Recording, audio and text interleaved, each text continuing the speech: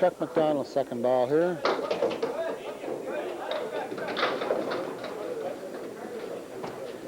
Blackler's second shot.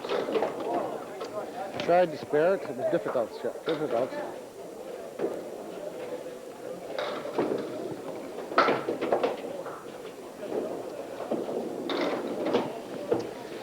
Both bowlers leaving a pin there.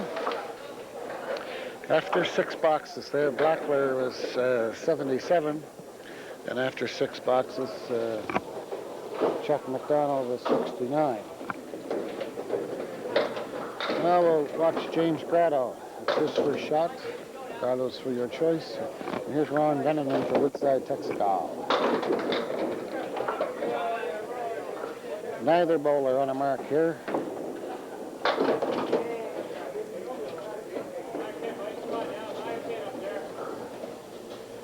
Venneman looking at the 4 horsemen here, Jack. Oh, very close. Good 10 here for James. Play the wood. He should get 10. Oh, 9. Got the 6 and the 10 and left the 1 and the 3. Still leaves the 1 and the 3. So for Venneman an 8 box. Grotto a 9 box. Al, I just did a quick pin count here, and I make it 20 pins in favor of Woodside, Texaco. They're open on 1 mark, and we're in the 7th and 8th boxes here. Well, Jack, this is not just getting a little closer now. Yes, it is. Big 9-pin break there for James Grotto. Tough split there for Ronnie.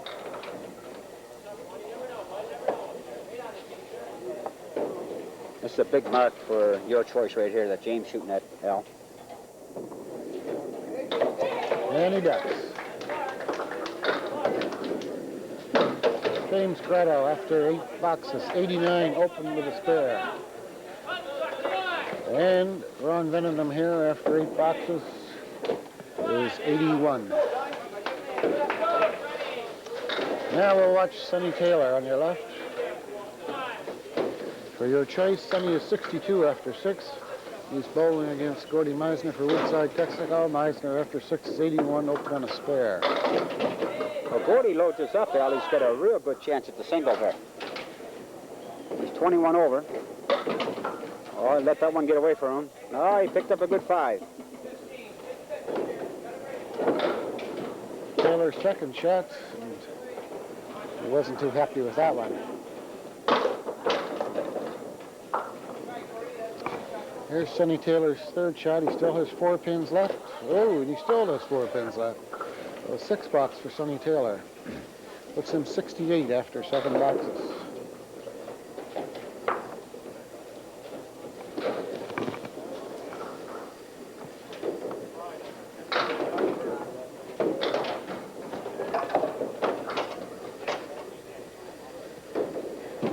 Gordy going for 10 here, Al. Great, another traffic jam out there, Jack. It's just like the Micmac Rotary here. So, in that 7th frame, a 6 box for Sonny Taylor and an 8 box for Gordy Meisner. Well, they're not going to be too pleased with those boxes, Jack. No, that's for sure. Sonny's having a real tough game here. Sonny is, Jack. He's had a lot of frames, 6s and 7s, and that's just not like him. No, he's got a total of 12 on his marks for 7 boxes, and he's 2 under par, so he's dropped 14 pins in 7 boxes.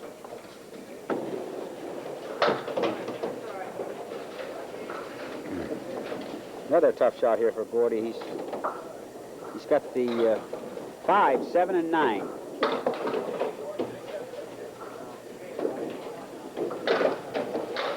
So Sonny Taylor has to settle for an 8 box there. So after 8 frames, Sonny Taylor is 76. A little under par. Sonny comes into this competition with a 112.9 average, so he's not too pleased. There's Gordy Meisner picking a 10 up on that. Meisner after 8 boxes, 104. And he's exceeding his average. He's a 109.5 average bowler, so Gordy Meisner has to be happy tonight. Now we'll watch Sheldon Buffett for your choice. There's his first ball. Sheldon, not on a mark. He was 58 after 6. Here's Brian Jones. He's 57 after 6. Neither is on a mark. Both these bowlers not bowling par. Sheldon's a 112.9 average bowler. And Brian Jones came into this, he's a 114.4 average bowler.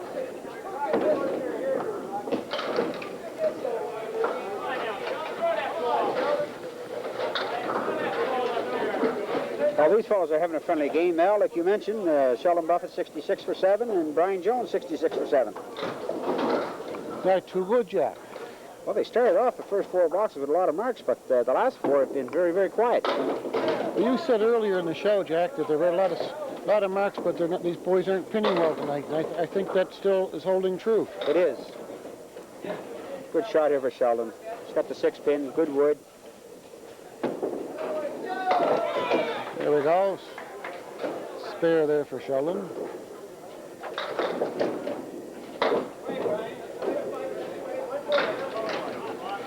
Well, that's 2 marks for your choice in the 8th frame.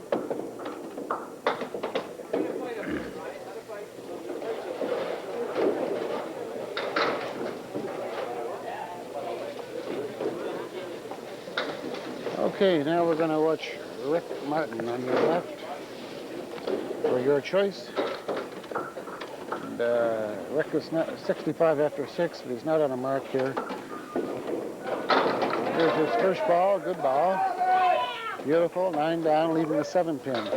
Watch Bob McGlashan now. Bob's having a real good string. He's 82 after 6. Well, Rick's got 2 shots here, Al. He's got the 7-pin. He's got that deadwood out. Now, you can either go right on the pin or play the wood, the one in the middle. What would you do here, Jack? Well, I'd play the pin, but see what Rick does here. That should be his good side. He's a right-handed bowler. Anytime you get the 7-pin, you should be able to ping that off. Oh, he played the wood. If I told you he was going to play the wood, he'd play the pin.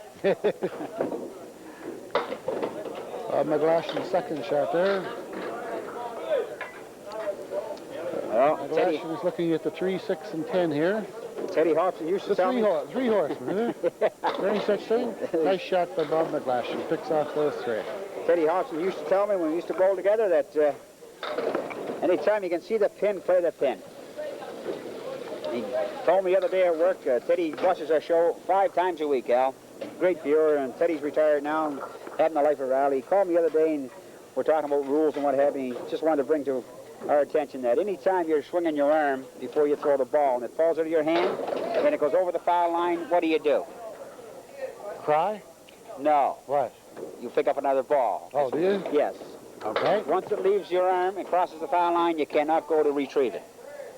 So you've lost that ball? Yes. Thank you, Teddy, for that rule. That's a good point, Jack. I imagine there are a lot of bowlers out there who weren't familiar with that rule. Oh, what a that shot. was a nice shot by Rick Martin. I'll tell you, your choice, you're going to make a match out of this. Bobby's got the 3. You're not laying down going to sleep here, Jack. Bobby's got the 2 and the 6. Ooh. So Martin, 2 spares there, a spare on the 7th and the 8th, puts him 93, and opened on a spare after 8. McGlashan settles for an 8 box there, but nevertheless Bob McGlashan is 100 after 8 frames. And after these next 2 bowlers, Jack, we're going to go to the McFarland Rented Bowling Tip of the Week.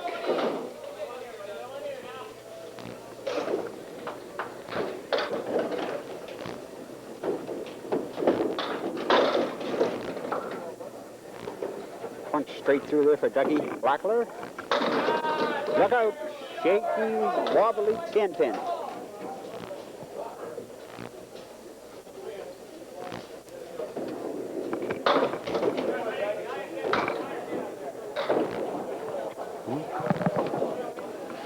Oh, bad miss there by Chuck McDonald. He let that one get away from him. Good 10 there by Dougie Blackler. Anytime you cut the middle, Odell, and pick up 10.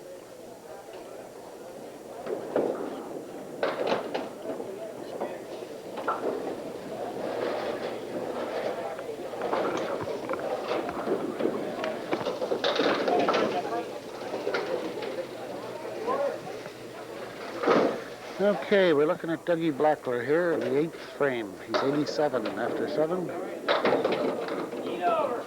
I'll tell you, I Here's think Chuck McDonald's first shot. I think it's down around 18 pins right now, Al. And, how many pins, Jack, you made? I make it on 18 unofficially, and your choice is open on 3, and we're on the anchor bowlers here in the 7th and 8th frames. So it's just about an even game right now.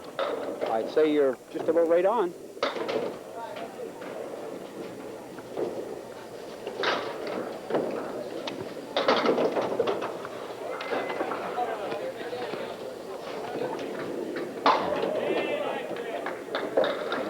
Good hit by Blackler there, another 10 for him. And McDonald slips by, but will settle for a 9-box. Well, Jack, that concludes the first 8 frames of this one-string event. We're looking at 2 frames left to go. But now, at this point in time, it's our tradition, I guess, as Bruce would say, and by the magic of television, we'll go to Baisley Lanes in Forest Hills, our newest Baisley Lanes location, for the McFarland Rent-It Bowling Tip of the Week. Welcome again to Baisley Lanes, Forest Hills here in Dartmouth, and this week's McFarland. 20 over par, and then you got Chuck McDonald at 87, 7 over par. But the difference in the pinfall right now is Woodside, Texaco are up by 17, but your choice has 3 marks open. Well, Jack, you just mentioned that the way this competition works, that 2 losses and you're out, and the way this competition started tonight, Woodside, Texaco came in with 1 loss. If they lose tonight, they're gone, and I think that naturally puts pressure on them, and consequently, they're ahead right now by the 17 pins. Your choice, maybe they came in without any losses. Maybe they're a little relaxed and a little looser, sure. They're not putting they're not pinning. We've mentioned twice during the commentary, but they're not pinning like they should be. And maybe it's because that they've got this loss margin that they can cope with. Do you think, is that a factor? Oh, very much so, Al. And if you look at, your choice, they got a little slow start, but like you say, they could afford to do that. Now they've got the 3 marks coming home, and, with these 3 spears and only being down 17 pins, I think you mentioned it, that 3 marks versus 17 pins, you could almost call it a tie game. And the thing to look at here is Woodside Texaco, the way they started. They had 5, well, probably 8 marks in the first 14 or 15 boxes. And then they've only got 3 marks in the last 25 boxes. So I don't know whether they're putting pressure on themselves, they're bowling awful quick, and I think that your choice is going to pull this one out. But if Woodside Texaco lose, what they've got to do also, Al, is they got to pin, because the pinfall determines what place they'll get and how many dollars and cents they'll get. That's right. Well, Jack, let's get back to the bowling here and see what the boys can do. So right now, if I was a betting man, and I don't normally bet unless it's Toronto Maple Leafs, I'd bet on your choice. They have the momentum. Woodside Texaco are bowling on alley 10. Ron Venetham, that you're looking at right there in the blue sweater, he's got to bowl first. So, well, Jack, that's an interesting bet, because this match should end up, the way it stands now, within 5 or 10 pins in the difference. I think it's going to go down to the anchor bowlers. There's the Ron Venetham. I've been wrong before. Look at that. Big strike for Ron Venetham for Woodside Texaco. Jack, it's a good thing you're not a betting man, because as soon as you get those words out of your mouth, that's it. Everything changes. I got to work 8 days a week. I wish you'd bet with me, because I'd take you up on every bet you want to make. Look at this shot. Not hard enough. Good try there by James. I could just get you to bet one of those Cadillacs from Forbes someday. Darvin and Patty go along with that, do you think? Oh, I don't know how high my grades account would go, but I don't think it'd go quite that high. That was a big strike there by Ron Venetham. He's on a strike now, and they're only down 12 pins. So it's 2 marks to 1 in favor of your choice. Venetham on the strike. Oh, he picks up 7, 8. Look at that. Good chance for 2 more on his next ball.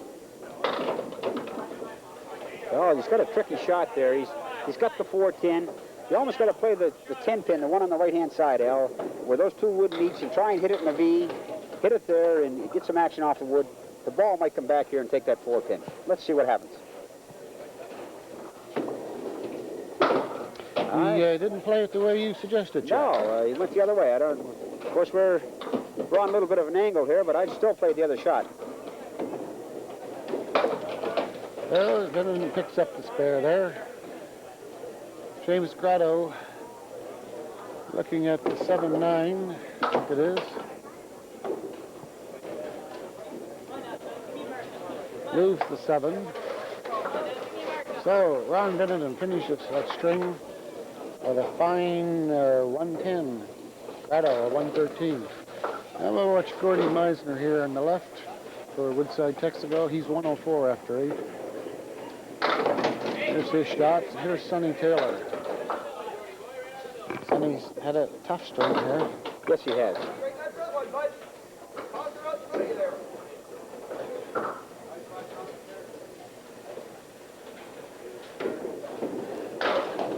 Gordy Meisner's second shot picks up a spare. Well, Jack, ever since you predicted Look your at that place shot. is going to win, Woodside, Texaco just keep increasing their lead. That's right, and they increased it after one bowler is completed here by 22 pins. But that was a great shot there by Gordy Meisner, getting the 4-pin off the wall, and then Sonny getting the, he picked off 3 in his first ball and then squared it up. 2 great shots.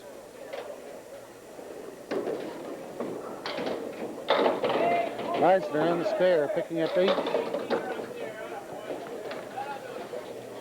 The lead increasing further here for Woodside, Texaco.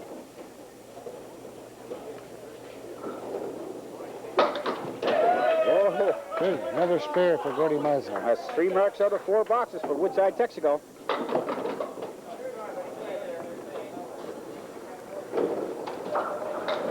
Sonny Taylor trying for the spare there. He left the 9-pin, but he gets it on this ball.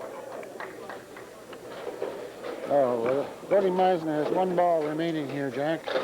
Well, if he throws a strike on it, Al, I think that might put him into second place all alone for the high single. I think the high single is Bill Black at 141.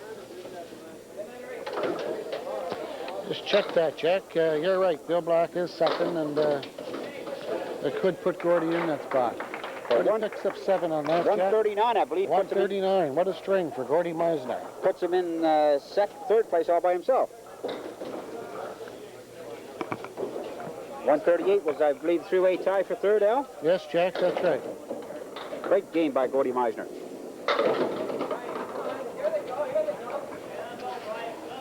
So we had a 3-way tie there for the third position in Forbes Chevrolet's Top Bowler Award, and those 3 gentlemen just became history. Great shot by Brian.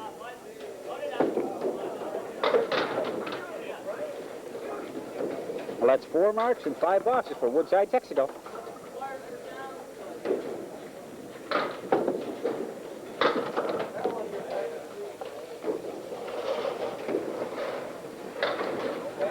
Okay, this is the 10th and final box for Brian Jones and Sheldon Buffett. Brian Jones on your left. On a spare here after 9 boxes, he's 86 on a spare. There's Sheldon Buffett shot. Sheldon is 91 after 9. Excellent spare chance here for Sheldon. Tough shot here for Brian Jones, but it's makeable. He's got the 6, 9, 7.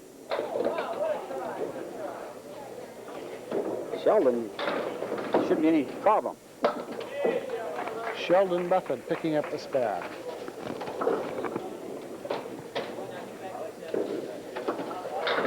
Jones slips by that 7-pin.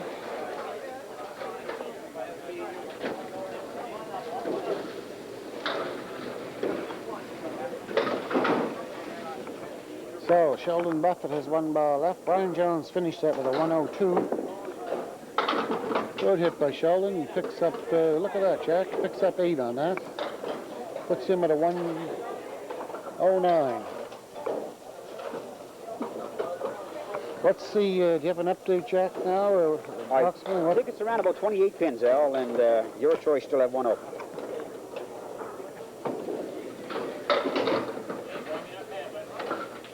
Rick Martin's got to load this up.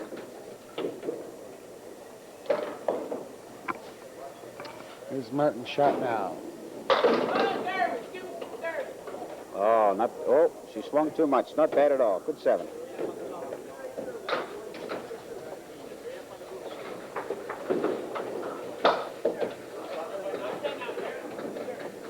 I'll make it 18 pins. Nothing open. Rick's got to hit this on the right-hand nose, Al. Turn that wood around to take out the 8 and 9 in behind. Hits it on the side. I think they'll leave the 8 pin. Off the wall. Oh, is that going to go? I don't think, Jack. That's a wobbly 8.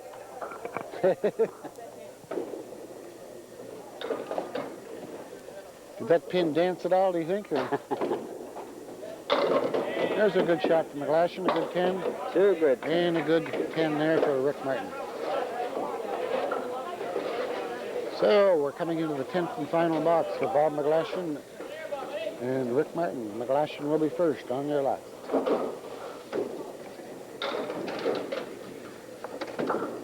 Both bowlers, incidentally, are tied in the string, both at 110 after 9 boxes. And there's a bowler's nightmare there for Bob McGlashan. Picket fence. Yeah, I think Rick Martin's a little happier with what he's looking at right now, Jack. Yes, he is. Bobby will play the 2 over in the left-hand corner, I think, Al. And try and get some action off the wood.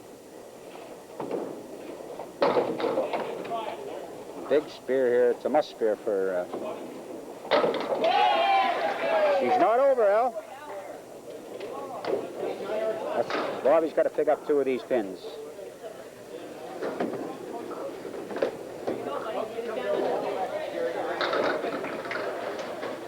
Well, I'll make it 15 pins unofficially, and your choice, Rick Martin, is open on a spare. So if he gets anything over 6 on this, they're gonna have it. Well, they still have a good chance. We're in the 10th frame here. Rick Martin bowling a bonus ball. He got 3. He shot 3 only. Okay, down to our anchor bowlers in this 9th frame. 12 pins. Chuck McDonald for Woodside, Texaco on your left, and Doug Blackwell for your choice on your right. McDonald shot. Here's Blackbur's. No. So nothing happened there, Jack. Nothing changed. No, that's right, Al. It's 12 pins. Oh, Chuck's got a pin here. I mean, this is a tough shot for Dougie Blackler, but makeable. Chuck's got to get 2 of these pins. This fellow's still bowling very fast, Jack. Yes, they are.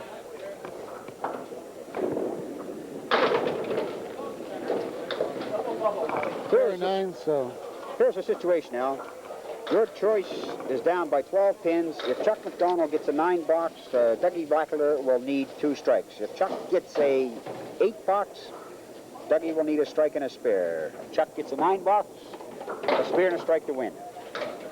Dougie needs 2 marks. Tough shot.